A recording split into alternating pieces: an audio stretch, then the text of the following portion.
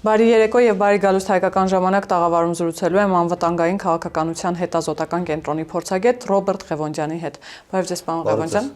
Պարոն Ղևոնդյան, քաղ հասարակության ներկայացուցիչները պատասխան այցով, այսպես ասեմ, Բաքվում էին նոյեմբերի 21-ից 22-ը։ Խաղաղության կամուրջ է կոչվում նախաձեռնությունը, նախ ընդհանուր առմամբ ինչու են կարևոր քննադատություններ էլ կան իհարկե դրանք անդրադառնանք, բայց ինչու են կարևոր այս շփումները, փոխադարձ այցելությունները եւ ինչ է տալիս ըստ էության։ Ես նշեմ, որ 30 տարիների ընթացքում բազմաթիվ նմանատիպ հանդիպումներ են եղել, բայց բնականաբար երրորդ երկրներում մի քանի անգամ եղել է նաև Ադրբեջանում հանդիպում, Երևանում եւս չեմ սխալվում, բայց ուղիղ չեն գնացել եկել մասնակիցները, երրորդ երկրների միջոցով են գնացել եկել, թե ինչով է կարևոր այս շփումները, թե ինչու է առանձնահատուկ սա, որովհետև ուղիղ այցելություններ Ադրբեջանից Երևան ադրբեջանական ինքնաթիռով եւ Երևանից Բաքու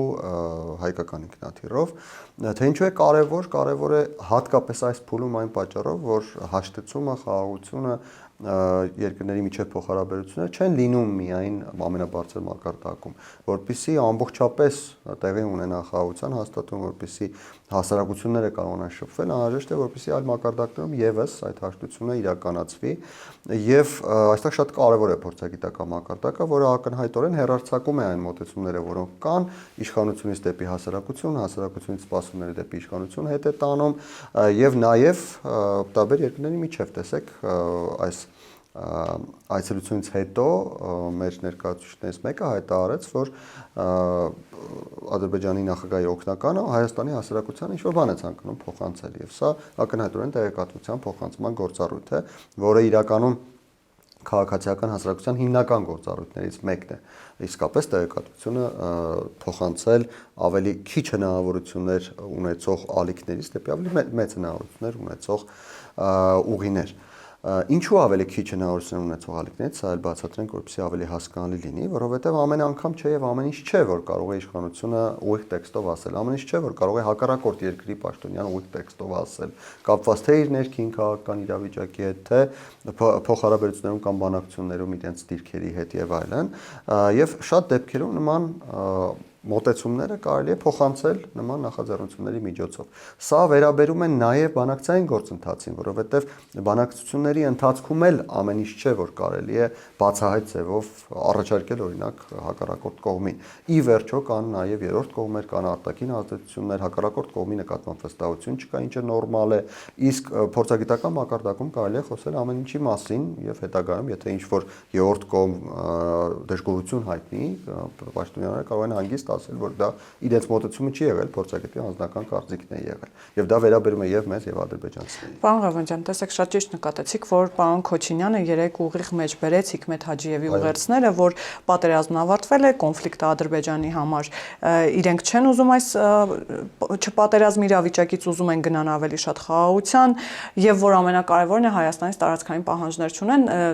մի կողմ թողնենք այն խոսակցությունները, որ պարոն Քոչինյանը հայտնվեց թիրախավորման, այսպես թիրախում եւ իրեն սկսեցին որակել ադրբեջանական լոբի է իրականացնում, ադրբեջանական թեզերն է բերել Հայաստանում տարածում, բայց նաեւ ինչպես ընկալել այս խոսույթը Հիկմեթ Հաջիևի կողմից այս ըստ էության այս փոխանցված մեսիջները մենք կարող ենք դրանք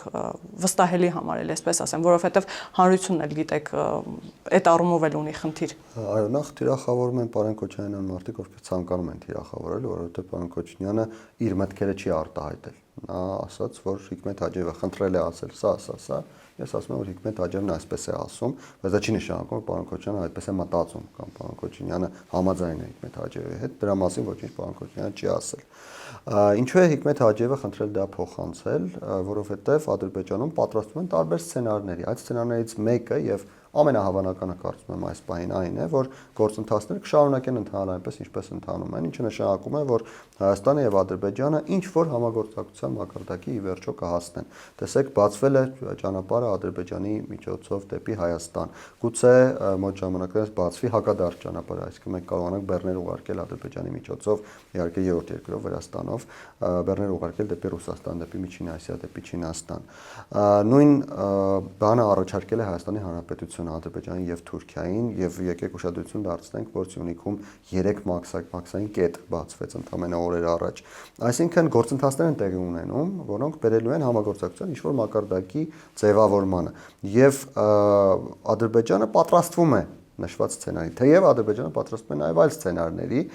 տեսեք շատերը կան, ես նկատել եմ սոցիալական ցանցերում, ովքեր ասում են, որ եթե Հիկմետ Հաջիևը կամ Ադրբեջանը այդքան խաղաղասեր են, ինչու համար են անում այլ հայտարարություններ, որովհետև Ադրբեջանում ինչքան որ խաղաղասեր են, բայց նաև պատրաստ են խաղաղություն չհաստատվելու դեպքում այլ գործողությունների, ինչը նորմալ է, Հայաստանն էլ պետք է պատրաստ լինի այն ամենահավանական սցենարին դեպի ուր գնում են գործընթացները, բայց նաև անկանխատեսելի զարգացումների եւ լավ կլիներ, որպեսզի Հայաստանում էլ տարբեր սցենարային մշակումներ ունենայինք, գուցե ունենք, իհարկե այդ տեղեկատվությունը այդպես բացահայտ չի լինում, սովորաբար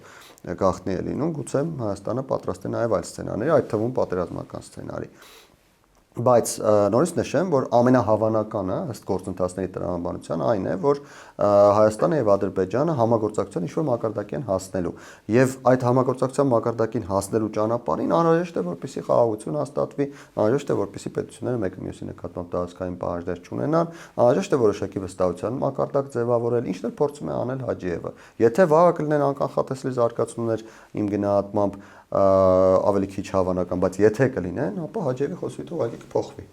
Պարոն Ղևոնդյան, եթե կրկին հղում անենք Հաջիևի փոխանցած ուղերձներին, կոնֆլիկտն ավարտված է, տարածքային պահանջներ չունեն, իրենք ուզում են այս իրավիճակից ավելի շատ ստանալ խաղաղություն եւ այս ընթացքը օգտագործել հենց խաղաղության հասնելու համար։ Բայց ի՞նչն է խանգարում այս պայմաններում գնալ խաղաղության պայմանագրի ստորագրում։ Իսկապես սահմանադրական հանրաքվեն է խնդիրը, թե դա պարզապես իմիտացիա է։ Այստեղից հարցը հետեւյալն է. եթե կոնֆլիկտն ավարտված է, եթե ադրբեջանական կողմը իրապես շահագրգռված է խաղաղությամբ եւ ուզում է գնալ այդ ճանապարհով, ի՞նչն է խանգարում գնալ խաղաղության պայմանագրի վերջնական ստորագրման։ Ես արդեն որոշ պատճառներ նշեցի, դրանցից մեկը օրինակ փոխվստահության պակասն է, դրանից մեկը կանխատեսելիության որոշակի խնդիրներն են, որովհետև այս պահին հավասարակշռություն չկա միջազգային հարաբերություններում եւ ինչ իմանանք թե ռուս-ուկրաինական պատերազմի ավարտից հետո ինչպես կփոխվի իրավիճակը մեր տարածաշրջանում կամ ընդամենը 3 տարի մնաց Տրամպի նախագահությանը, դրանից հետո ինչ կփոխվի Միացյալ Նահանգների վերաբերմունքի մեջ մեր տարածաշրջանի նկատմամբ եւ այլն, կանխատեսելիության պակասը, բայց կա այստեղ նաեւ առևտրի գործոնը եւ Ադրբեջանը հավանաբար գտնում է, որ դեռևս կա ինչ-որ բան վաճառելու ինչ-որ մեկի վրա, այդ ինչ-որ մեկը մեծ հավանականությամբ այլևս Հայաստանը չէ, որովհետեւ Հայաստանից ստանալու բանաստեղծության չունի Ադրբեջանը, ինչ-որ ցանկանում էր ստանալ, ստացել է, բայց կարող են լինել կողմեր, որոնք ինչ-որ բան կառաջարկեն, ինչ-որ գին կառաջարկեն, տեսեք, Չինաստանը ցանկանում է ունենալ ճանապարհ միջինասիական հանրապետությունով, Ադրբեջանով, Հայաստանով դեպի Թուրքիա։ Միացյալ Նահանգները ցանկանում է կառուցել տրիպ մասնակցել այդ ճանապարհով բեռների կամ մարդկանց տեղափոխմանը։ Ռուսաստանը ցանկանում է իր ազդեցությունը այնքան շատ չկորցնել, Իրանը ցանկանում է որոշակի մասնակցություն ունենալ եւ այլն, բազմաթիվ են դերակատարները, ովքեր կարող են ինչ-որ բան Ադրբեջանին առաջարկել, օրինակ խաղաղության համաձայնություններ կնքելու կամ չկնքելու համար։ Եթե խոսենք այն մասին, որ խաղաղության համաձայնագիրը ինչ-որ երկրի շահերից չէ, եկեք միտքում թողնենք, որ դա Ռուսաստանն է, ցանկացած երկրի շահերից չէ, այդ երկիրը կարող է ինչ-որ բան առաջարկել Ադրբեջանին, որպեսզի Ադրբեջանը չստորագրի։ Մեկ այլ երկրի շահերից է բխում, այդ երկիրը կարող է ինչ-որ բան առաջարկել Ադրբեջանին, որպեսզի Ադրբեջանը ստորագրի։ Այսինքն կա առևտրի դաշտ։ Եվ Ադրբեջանը չի շտապում եւ կարծում նորից ճիշտ է անում Ադրբեջանը, որովհետեւ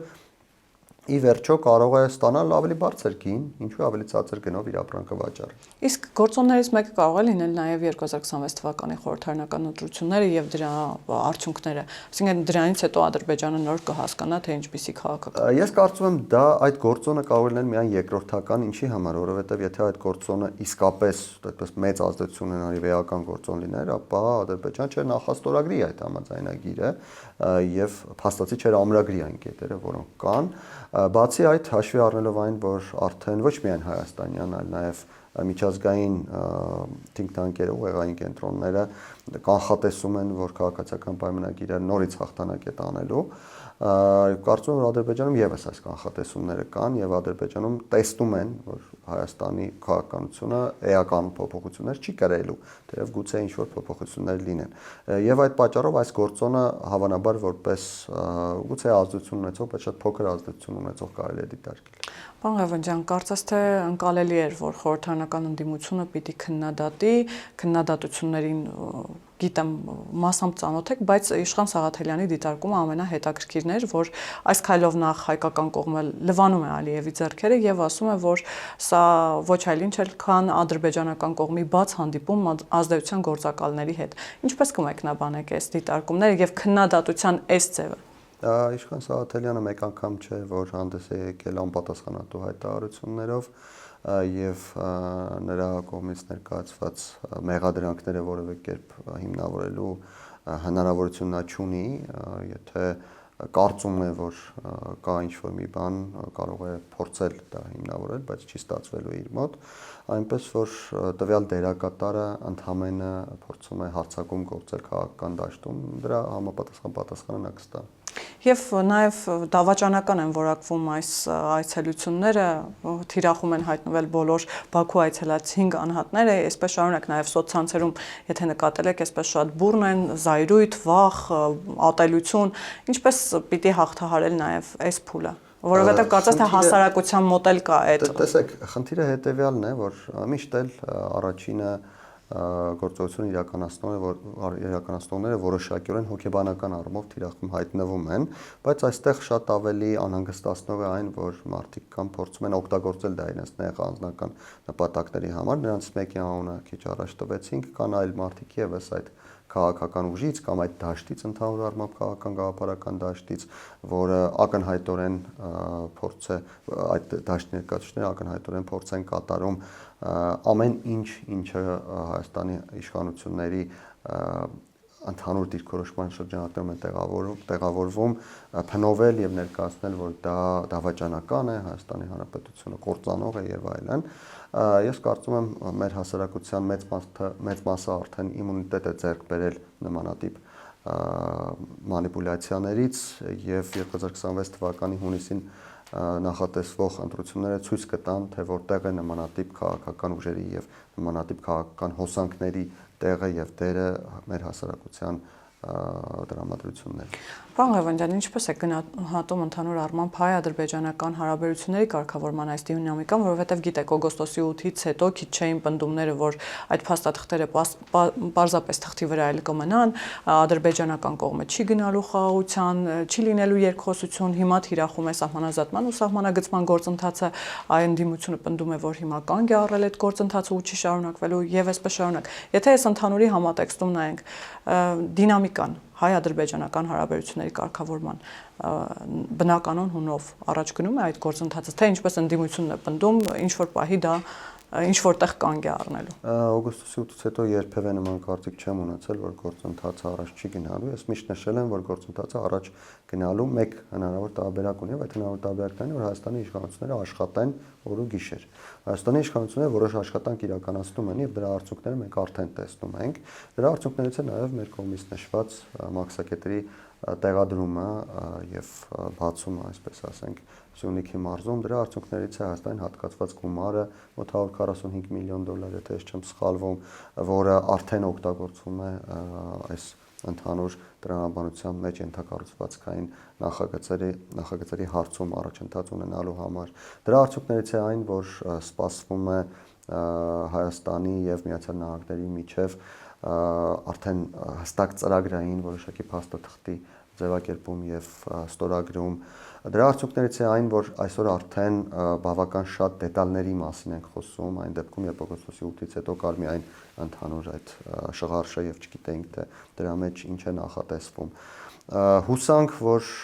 այստեղ ես Հայաստանի իշխանությունների թերացում եմ տեսնում, բայց հուսանք, որ շատ շուտով մենք կտեսնենք նաև աշխատանքներ գետնի վրա, կտեսնենք այն էքսկավատորը, որի մասին Նիկոլ Փաշինյանը ասում է, էքսկավատորը չի գնացել, մարդիկ ասում են աշխատանք չկա, հուսանք շուտով այդ էքսկավատորը կտեսնենք եւ մարդիկ կտեսնեն, որ աշխատանքներն են իրականացվում։ Այսինքն, եթե Հայաստանի իշխանությունները աշխատում են, ապա արդյունքներ մենք կունենանք։ Եթե Հայաստանի իշխանությունները ոչինչ չանեն, նստեն սպասեն, որ Տրամպը իրենց փոխարեն ինչ-որ բան է անելու, ոչ մի բան չստացվի։ Թերացում ասելով նկատի ունեք դանդաղկոտությունը, դանդաղկոտություն, որովհետև ես համաձայն չեմ Նիկոլ Փաշինյանի հետ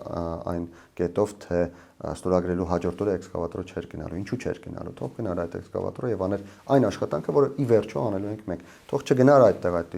էքսկավատորը, եթե այդտեղ նոր ինչ-որ այլ տրամաբանություն պիտի աշխատի, թող գնար մեկ այլ տեղում աշխատանք անել, օրինակ երասխում էքսկավատորը կարող էր հողային աշխատանքներ անել օգոստոսի 9-ին, եւ դա ցույց կտար, որ Հայաստանի իշխանությունները բավական լուրջ են տրամադրված այդ գործընթացների նկատմամբ հենց մեր հասարակությանը, որովհետեւ այն ինչ դուք նշում եք, անդիմության կողմից մանիպուլացնելը գործընթացը հայտարարել, որ ոչինչ չի ստացվի, հնարավոր է դառնում հենց նրա համար, որ մարդիկ չեն տեսնում այդ էքսկավատորը։ Եթե մարդիկ դա տեսնեն, անդիմությունը չի կարողանա մանիպուլացնել։ Եվ ես նորից նշեմ, պարտադիր չէ, որ այդ էքսկավատորը հենց այնտեղ գնար եւ հենց այնտեղ կործաներ, որտեղ ենթադրվում է, որ կարող է այլ կապալառու ընկերություն լինել։ Էքսկավատորը կարող է աշխատել այլ հատվածում եւ կարելի է դա, այսպես ասենք, վերցնել եւ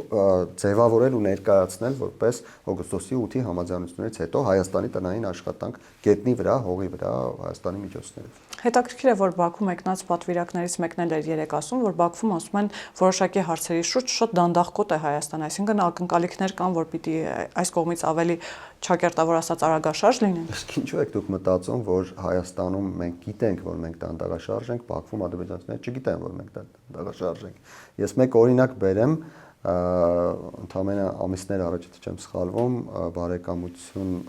մետրոկայարանի հրապարակում վերակառուցվում էր կամուրջը,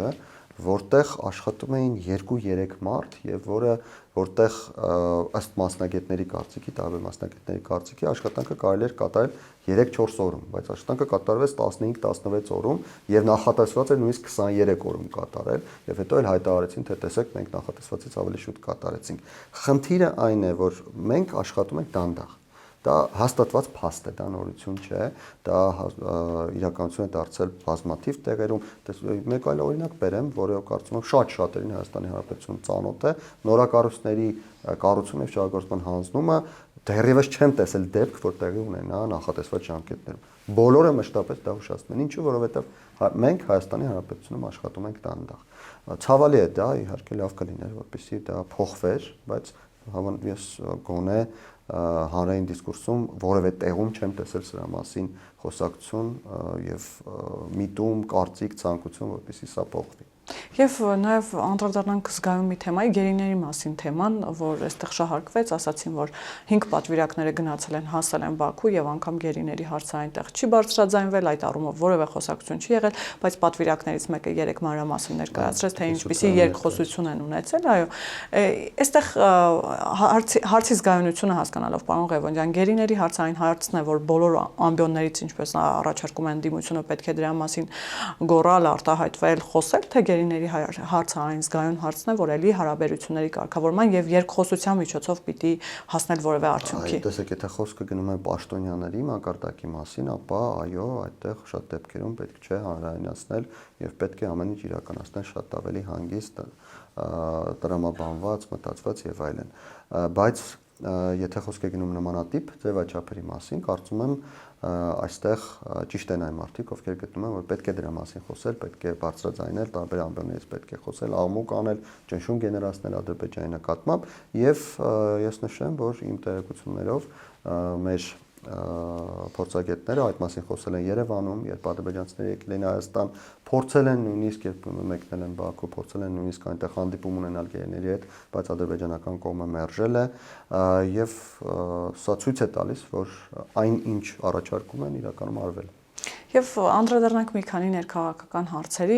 սկսենք Ռոբերտ Քոչարյանից։ Ռոբերտ Քոչարյանը դիմել է արհեստական բանականությանը, ծանոթացել է արհեստական բանականության հետ։ Գիտեք, վերջին շրջանում շատ էր այն հարցադրումներն անում, թե չի հասկանում ինչի համար են իրեն դատապարտում, ինչու՞մ է ինքը մեղավոր, եւ այս անգամ դիմել է արհեստական բանականության օգնությանը։ Արհեստական բանականությունն էլ ասել, որ абսուրդ է, ինքն էլ չի հասկանում ինչի համար են Ռոբերտ Քոչարյանին դատապարտում, այսպես ասեմ։ Դուք կիսում եք արհեստական բանականության մտահոգությունները Քոչարյանի մասով։ Ես ճիշտն ասած, սրանից կարող եմ հետևություն անել, որ արհեստական բանականությունը եւ Ռոբերտ Քոչարյանը ունեն մտածելակերպի նույն տեսակը, այլ բան ասել չեմ կարող։ Եվ Կարապետյաններին նաեւ անդրադառնանք, գիտեք, հեծի շուրջ ստեղծված վերջին իրողությունները հեծը լիցենզիայից զրկվեց եւ Նարեկ Կարապետյանն ասում է, որ սա իշխանությունների համար ոչ այնքան կարեւորություն ունի այն իմաստով, որ ռազմավարական նշանակության օբյեկտ է, այլ այն իմաստով, որ առաջին հերթին լծակները ընտրազանգված է եւ ուզում են Քաջարանի պղնձամոլիբդենային կառույցի նման մի բան ստանան իր բարերով ասած Նարեկ Կարապետյանի, որ հարստանա ԿՊ-ն եւ ունենա լծակներ, այս ընկալումը որտեղից, այսինքն ինչպես կարելի է հեծը ընկալել որպես լծակներ եւ ընտրազանգված եւ քաղաքացիական պայմանագրի հարստանալու միջոց։ Տեսեք, քանի որ Սամվել Կարապետյանը ներկայացնում է այնպիսի քաղաքական ուժի տեսակետ կամ այնպիսի գաղափարական պատկերացումներ, որը ենթադրում է, որ եթե պետությունը հարստանում է, ապա հարստանում է իշխող քաղաքական ուժը, նա չի պատկերացնում, որ կարող է այնպես լինել, որ պետությունը ունենա մասնաբաժին ինչ-որ մի ընկերությունում եւ այդ մասնաբաժնի գումարները գնան բյուջե։ Նրան թվում է, թե այնտեղ միլիարդներ են գողանում, իմիջիայլոց նույն տրամաբանությունը, նույն գաղափարական պատկերացումները ունի նաեւ Ռոբերտ Քոչարյանը, ով վերջերս ասում էր, թե մեր ժամանակ, որ բյուջեն 2.5 միլիարդ էր, այդ ժամանակ գուցե մի քիչ գողանում էին, հիմա 17 միլիարդ է, 10 միլիարդ է ասել, հիմա ուրեմն գողանում են շատ ավելի շատ, որովհետեւ իրենց քաղաքակրթական տեսակը չի պատկերացնում, որ կարող է լինել այնպես, որ գումարները գնան բյուջե։ Իրենք կարծում են, որ եթե այդքան գնում է, ուրեմն ինչքան շատ են գողանում, որ այդքան էլ գնում է բյուջե, ուրեմն 10 անգամ ավելի են գողանում, քան իրենց ժամանակներում էին գողանում, եւ զարմանալի չէ, որ թե Սամվել Կարապետյանի, թե Ռոբերտ Քոչարյանի մոտ կարող են լինել գայթակղություններ, լինել իշխանություն, որ 10 անգամ շատ է իրենք գողանան, ինչու գողանա ԿՊ-ն։ Եվ այս դրա համար նրանք ասում են, թե քաղաքացիական պայմանագիրը հարստանալու է, եթե հեծի ինչ-որ մի մասնաբաժին լինի Հայաստանի Հանրապետության սեփականությունը, ինչպես օրինակ Քաջարանի պղնձամոլիբդենայինի ինչ-որ մի մասը Հայաստանի Հանրապետության սեփականությունն է։ Այնպես որ կարծել, թե Սամվել Կարապետյանը դրանով խնդիր է ներկայացնում, ես կարծում եմ գիտակից այլ քաղաքակրթական արժեքներ ունեցող մարդկանց համար ընդհանրապես պետք չէ, իսկապես շատ լավ կլինի, որպեսզի Հայաստանի Հանրապետությունը մասնաբաժին ունենա հեծում, թեև կառավարելու հարցը ես ճիշտ ասած չէի ցանկանա, որ մնար Հայաստանի Հանրապետության պետության ուսերին, լավ կլինի, որպեսզի որևէ օպերատորի տրվի դա, հիմա էլ կարող է հայտարարեն, թե ահա տեսեք տալիս են թուրքերին, ես չեմ կարծում, որ թուրքական օպերատոր պետք է լինի, կարող է լինել առաջատար տեխնոլոգիապես զարգացած երկրներից որևէ մեկի օպերատորը, որը Հայաստանի տեխնոլոգիական լուծումներ կբերի։ Բայց այն, որ սա ռազմավարական օբյեկտի Հայաստանի Հանրապետությանը վերադարձնելու նշանակություն ունի թե չունի, մենք կտեսնենք Հայաստանի իշխանությունների հետագա քայլերում։ Եթե Հայաստանի իշխանությունները նույն համառությամբ, նույն կոշտ Հայաստանի շահերը պաշտպանելու միտված քայլերով կգնան նաև առաջին հերթին եւ գլխավորապես Հարավ-Կովկասյան երկաթուղու հետևից, որը իսկապես խնդիր է Հայաստանի Հանրապետության համար ամեն առումով, սկսած Հայաստանի Հանրապետությունում բեռնափոխադրումների ուղևորափոխադրումների ես չասեմ վատ որակից, ընդհանրապես բացարձակ զրոյական որակից, վերջացրած միջազգային փոխադրումներով, որոնք հնարավոր է իրականություն դառնան, երբ սահմանները բացվեն։ Դրանից հետո հայ-ռուս գազարդի հետևից եթե կգնան, եթե Վեոլա ջրի հարցը կլուծեն, անկախ նրանից որ Վեոլա ջուրը ռուսական չէ, այնուամենայնիվ Վեոլա ջուրը եւս շատ վատ կառավարում է իրականացնում Հայաստանի Հանրապետության ներսում։ Եթե Հայաստանի իշխանությունները այդ ամենը կանեն, ապա իսկապես կարելի է ասել, որ սխալվում են, ովքեր որ ասում են, թե ռազմավարական օբյեկտի վերադարձը չէր կարևորը։ Եթե Հայաստանի իշխանությունները բավարարվեն հեծով, ապա այստեղ կարելի է կասկածներ։ Այսինքն նախադեպը պետք է նաև շարունակական լինի, ճիշտ հասկացա։ Այո, իհարկե, եթե մի հարցում Հայաստանի ժողովրդի, Հայաստանի պետության շահերը պաշտպանվում են, ապա դրանք պետք է պաշտպանվեն նաև այլ հարց։ Իսկ ընտրազանգվածի մասով մի քիչ շատ վիրավորական չի, որ ասում է հեծի աշխատակիցները պարզապես ընտրազանգված են։ Իհարկե վիրավորական է, որովհետև նա այդպես է պատկերացրել հեծի աշխատակիցներին, չմոռանանք, որ հեծի աշխատակիցներին հանում էին ինչ-որ հանրահավաքների մասնակցելու, կանչում էին, գոնե չգիտեմ ինչքան մարդեր դուրս գալիս, կանչում էին մասնակցելու, իրենց համար դա հանրահավաքի մասնակցելու զանգված էր։ Հիմա էլ իրենք կարծում են նույն տրամաբանության մեջ, քանի որ իրենք վերաբերվում են այդպես, քանի որ իրենք պատկերացնում են այդպես, իրենց պատճառով մեր իմաստուն ժողովուրդը ասում է ամեն մարդ դիմացինին գնահատում է ըստ իր արժե համակարգի։ Իրենց կարծիքով Հայաստանի իշխանությունն էլ հավանաբար կունենա նույն արժե համակարգը եւ իրենց համար էլ դա անդրազանգված կլինի այն դեպքում, երբ դա անդրազանգված էր օրինակ մինչեւ 2018 թվականը իշխող քաղաքական ուժերի համար։ Պարոն Ղևոնդյան, նաեւ անդրադառնանք ռուս-ուկրաինական ճակատում տիրող իրավիճակին։ իրավիճակին։ Նախ ինչ զարգացումների սպասել, ինչ է կարծում, թե Ռուսաստանը, թե Ուկրաինան արդյոք կգնան այս վերջի պայմաններով հրադադարին եւ ինչ սպասել նաեւ դա ինչպես կանդրադառնա տարածաշրջանի եւ ինչու՞ չէ նաեւ հայ-ադրբեջանական այս հակամարտության եւ կարգավորման վրա, որովհետեւ կարծիքներ կան, որ Ռուսաստանը, եթե Ուկրաինայում, այսպես ասած, ավարտի իր անելիքը, ամբողջ ներուժով եւ ռեսուրսով վերադառնալու է Հարավային Կովկաս, անգամ այսպես տողատակում զգուշացումներ կան, որոշ ընդդիմադիրներ այսպես տողատակում ասում են բռնվեք, հիմա գալիս են։ Ես նշեմ, որ այն հարցերի շարքը, որ դուք տվեցիք առանձին հաղորդման մեծ թեմա է, փորձեմ կարճ ընդհանրապես իմ կարծիքը ասել, նախ շատ մեծ հավանականությամբ այս նախաձեռնությունը հաջողության չի հասնի, որովհետև այն ձեռնտու է միայն մեկ դերակատար, եւ այդ միայն մեկ դերակատարը անձամբ Դոնալդ Թրամփն է կամ Միացյալ Նահանգների իշխող վարչակազմը, այն որևէ տեսքով, ոչ նախնական տեսքով, ոչ գոնե այս պահին հայտնի փոփոխություններով ձեռնտու չէ ոչ Ռուսաստանին, ոչ Ուկրաինային, եւ այս պահին Ռուսաստանը եւ Ուկրաինան ընդհանրապես փորձում են այնպես անել, որ իրենք չմերժեն Թրամփին, մերժի հակառակ կողմը Թրամփին։ Ինչ վերաբերում է Հայաստանի վրա ազդեցությանը, ապա այո, եթե Ռուսաստանը Ուկրաինայում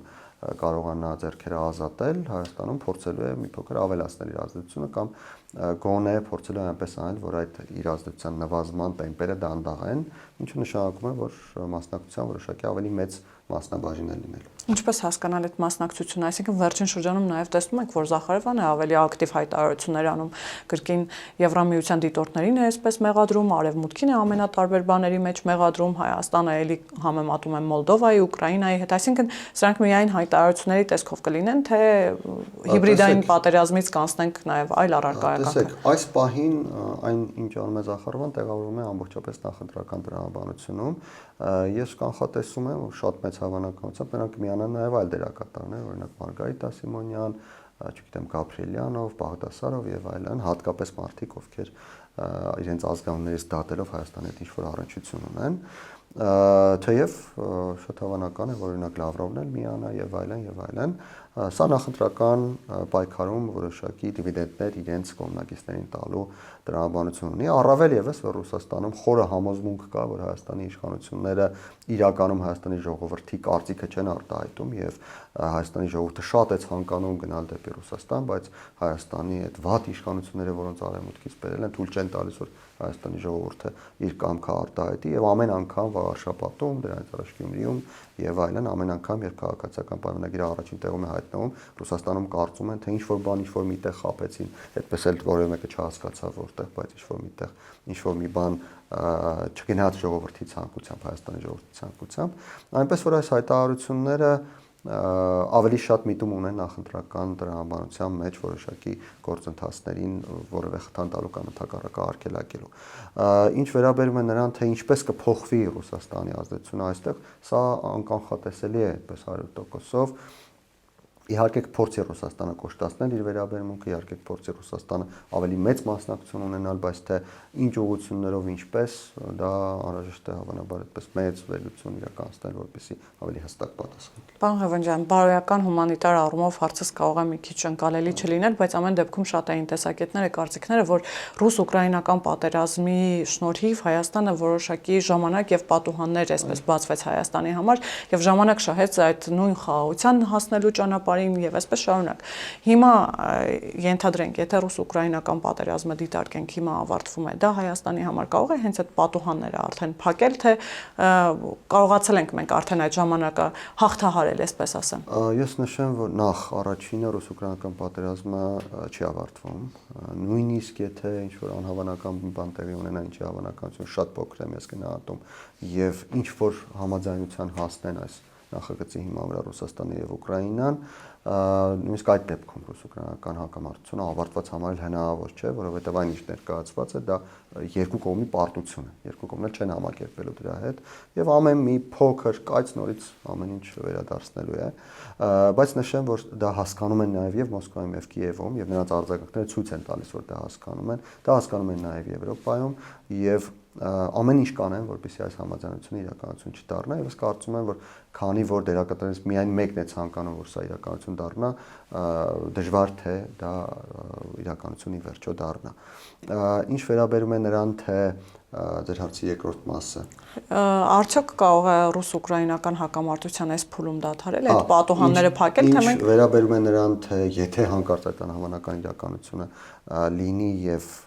Ռուսաստանը կարողանա Հայաստանում ավելի մեծ ազդեցություն ունենալ, այդ պատոնները կփակվեն թե ոչ, կլինի ակնհայտորեն աշխատանք Ռուսաստանի կողմից այդ պատոհաններից գոնե այնքան, ինչքան հնարավոր է փակելու։ Թե ինչքանով դա կստացվի, դա ցույց կտա թե դրան դիմագրավելու Հայաստանի հնարավորությունները կախված կլինեն, այսպես ձևակերպենք, կախված կլինեն թե Հայաստանի Հանրապետության ձևավորած այդ դիմադրունակությունից այս ժամանակաշրջանում, թե այլ պետությունների կողմից Հայաստանին օգնության գալու, օգնության հասնելու հնարավորություններից, որովհետև ի վերջո, եթե դու չես փորձում մարտահրավերներին պատասխանել, որևէ մեկը քո փոխարեն դրանց չի պատասխանի, օրինակ, եթե դու չես փորձում, ինչպես եւս մեկ անգամ այսպես ամփոփելով մեր խոսքը, եթե դու չես փորձում կառուցել քո ենթակառուցվածքները, որևէ մեկը քո փոխարեն չի կառուցի։ Դու սկսում ես կառուցել, գալիս են, օգնում են, տրամադրում են հնարավորություններ եւ այլն։ Նույն կերպ, եթե դու փորձում ես ձևավորել այնպիսի կամք, այնպիսի դիմադրունակություն, որպեսզի որը հնարավորություն է տալիս դիմագրավել, ինչպես Ուկրաինան արեց, ապա այլ գործընկերներ, ում շահերը համապատասխանում են, իրենք էլ քեզ օգնում են։ Եվ փորձեմ ամփոփել վերջին հարցս, պարոն Ղևոնդյան, ես ճիշտ հասկացա նաև ձեր խոսքից, որ անգամ ռուս-ուկրաինական այդ ճակատում զբաղվածությունը, ճակերտավոր ասած, Ռուսաստանը չի խանգարելու, որպեսզի ինքը ներգրավվածություն ունենա նաև մեր տարածաշրջանում եւ ազդեցություն, որոշակի ազդեցություն նաև խանգարում է Ռուսաստանին, բայց խանգարելով հանդերձ չի ամբողջապես այդ հնարավորությունները փակում։ Ռուսաստանը չի կարողանում ազդել այնքան, ինչքան ցանկանում էր։ Ռուսաստանը չի կարողանում ազդել այնքան, ինչքան ազդում էր 21 թվականին, չի կարողանում ազդել այնքան, ինչքան ազդում էր 18 թվականին, բայց այն, որ դեռևս հնարավորություններ կան եւ հնարավորությունների սահմաններում ազդում են, դա ակնհայտ է, ընդ որում ոչ միայն Հայաստանում, Վրաստանում կարծես թե ավելի մեծ չափով, Ադրբեջանում որոշակիորեն ավելի քիչ չափով, բայց Ռուսաստանը այնուամենայնիվ ինչքան էլ որ նախարարված է Ուկրաինայում, ինչքան որ նրա ռեսուրսները նվազել են, Ռուսաստանի ռեսուրսները չեն սպառվում եւ նույնիսկ եթե Ուկրաինայում Ռուսաստանը պարտվի, ինչը ենթադրում է, որ Ռուսաստանը պարտություն ասված է, ենթադրում է Ռուսաստանը դուրս է գալու Ուկրաինայի բոլոր տարածքներից, սա կլինի հստակ պարտություն։ Սա չի նշանակի, որ Ռուսաստանը այդ տարածաշրջաններից եւս դուրս է գալու։ Ռուսաստանը կարող է շարունակել այդ տարածաշրջաններում ազդեցություն ունենալ։ Իհարկե այդ ազդեցության մակարդակներ կան, այն ազդեցությունը, որ Ռուսաստանը ուներ մինչև 22 թվականը, ես չեմ կարծում, որ մոտակա 1-2 տասնամյակներում կարող է վերականգնել։ Նախընտրական process-ներում փորձելու է ամեն դեպքում իր այսպես մաքսիմումը ներդնել։ Արդեն փորձում է, արդեն նախընտրական գործընթացներում նրանք մասնակցություն ունեն, Սամվել Կարապետյանի գործողումը Հայաստան, նրա կողմից նոր ուժի ստեղծումը, Քոչարյանի եւ Սերժ Սարգսյանի կողմից այդ ուժի նկատմամբ այդպես սիրո կամ հավատարմության դրսևորումները, դրանք բոլորը Ռուսաստանի փորձերն են։ Եվ հոգեվորականների նաև աջակցությունը։ Եվ հոգեվորականների աջակցությունը եւ Մայրաթորի ղեկավարի համառությունը չանցալ իր հոտի խնդրանքներին եւ չգնալ չլքել Մայրաթորը, այդ ամենը Ռուսաստանի կողմից շատ նման է Ռուսաստանի կողմից գործողությունների կամ Հայաստանի ներքաղաքական դաշտի վրա ազդեցություն ունենալու փորձերին։ Այսինքն չի պատրաստվելու հեշտ հանձնվել։ Այս եթե ամփոփենք։ Ընդհանրապես չի պատրաստվելու հանձնվել, խնդիրը հանձնվելու մասին չէ, խնդիրը նրա մասին է, որ Ռուսաստանը փորձում է պահել որոշակի մակարդակ։ Չի ստացվի պահել բարձր մակարդակ, փորձեն պահել ավելի ցածր։ Տեսեք, կան մարդիկ, ովքեր ասում են, թե Ռուսաստանը տարածաշրջանից գնում է։ Ռուսաստանը տարածաշրջանից որևէ տեղ չի գնում։ Ուղղակի Ռուսաստանի այն ազդեցությունը, որը թույլ է տալիս իրեն որոշումների կայացման հարցում ունենալ վճռական ձայնի իրավունք, այսինքն առանց Ռուսաստանի ցանկության Հայաստանը եւ Ադրբեջանը չէին խոսում, առանց Ռուսաստանի ցանկության Հայաստանը եւ Ադրբեջանը ոչինչ չէին ստորագրում եւ այլն։ Փոխարինվում է Ռուսաստանի ազդեցությամբ մրցակցելու մյուսների հետ։ Այսինքն այս դեպքում արդեն եթե Հայաստանը եւ Ադրբեջանը ցանկանում են ինչ-որ բան ստորագրել եւ օրինակ Միացյալ Նահանգները ցանկանում է որ ստորագրեն, Ռուսաստանը չի ցանկանում, կա մրցակցություն։ Այստեղ կարող է Միացյալ Նահանգները հաղթել, կարող է Ռուսաստանը հաղթել, կարող է ստորագրեն, կարող է չստորագրեն։ Իսկ նախորդ դեպքում այդ մրցակցություն չկա, Ռուսաստանը չէր ցանկանում, վերջ Միացյալ Նահանգները որևէ բան անել չէր կարող։ Շնորհակալ եմ, պարոն Ղևոնդյան։ Հիշեցնեմ, որ տաղավարում զրուցում էի քաղաքագետ Ռոբերտ Ղևոնդյանի հետ, կհանդիպենք։